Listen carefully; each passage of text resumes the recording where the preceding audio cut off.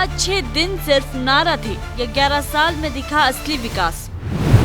हम सब के लिए बहुत गर्व का विषय है कि आज नरेंद्र मोदी जी प्रधानमंत्री के तौर पर अपने 11 वर्ष का कार्यकाल पूरा कर दिए। 60 वर्षों के इतिहास में नरेंद्र मोदी जी पहले व्यक्ति हैं कि जो लगातार तीसरी बार देश के प्रधानमंत्री बने।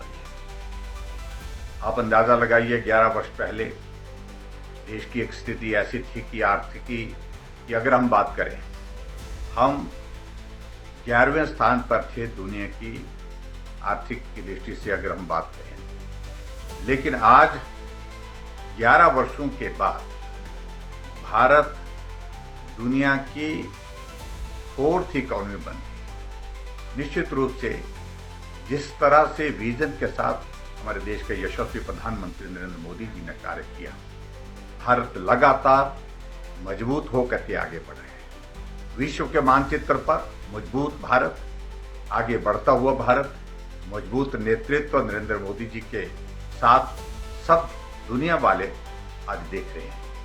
हम सबके लिए गर्व का विषय है कि ऐसे वैचारिक बिंदु विषय जो इस प्रकार के थे, इनके बारे में हम कभी कल्पना नहीं कर सकते थे कि ये भी अपने जीवन में हमको देखने को मिलेगा।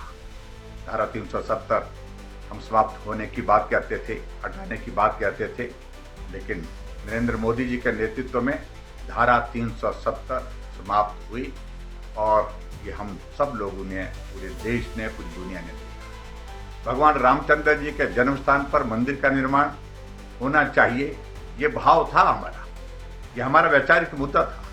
लेकिन उसके बावजूद हम इस बात को मान करके चले थे कि शायद ही हम अपने जीवन में ये दृश्य देख पाएंगे जब भगवान रामचंद्र जी के जन्म स्थान पर भूमि पूजन होगा, मंदिर का निर्माण होगा और भव्य मंदिर में रामलला जी विराजमान होंगे। वो दृश्य भी हमने देखा। 3 तलाक जैसे ऐसे मुद्दे, जिन मुद्दों पर चर्चा करना भी कठिन होता था एक समय में, हमने अपनी आंखों के सामने उसको समाप्त होते देखा।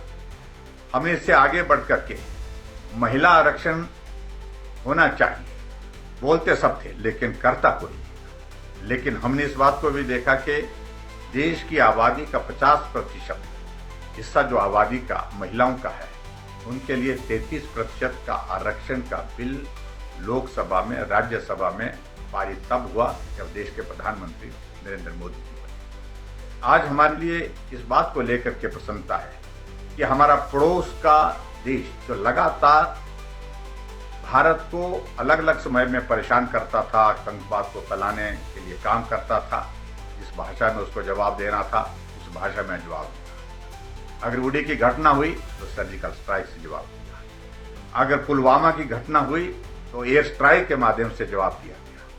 और अब जब पूरे कश्मीर घाटी में जब अमन चैन बहुत तेजी से बढ़ता जा रहा था, पहलगांव में घटना हुई जहां धर्म पूछ करके मासूम लोगों को मारा गया, उसके बदले में आपने देखा कि पाकिस्तान के आतंकवाद के ठिकाने तो तबाह किए की, लेकिन उसके साथ सैन्य ठिकाने और उसके साथ साथ में जहां एयरबेस थे उनके, जो इस्तेमाल होते थे भारत के खिलाफ, उनको तबाह। ऐसी सूरत में आज हमारे लिए बहुत बड़ी प्रसन्नता है कि हमारे देश के प्रधानमंत्री नरेंद्र मोदी जी ने अपने 11 वर्ष का कार्यकाल पूरा किया है।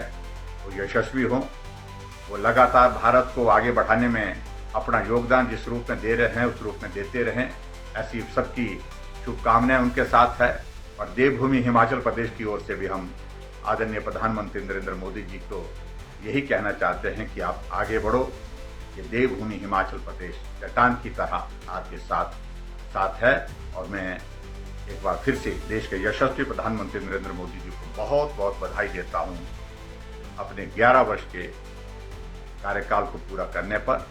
और संकल्प से सिद्धि एक ऐसा एक अध्याय जिसको पूरे विश्व ने देखा है। हम इंफ्रास्ट्रक्चर में आगे बढ़े हैं, हम इकोनॉमी में आगे बढ़े हैं, हम देश और दुनिया के बीच में अपनी साख मजबूती से दर्ज कराने में आगे बढ़े हैं। ऐसे में फिर से एक बार मैं देश के प्रधानमंत्री नरेंद्र मोदी जी को बधाई देता हूं, शुभकामनाएं देता हूं। धन्यवाद।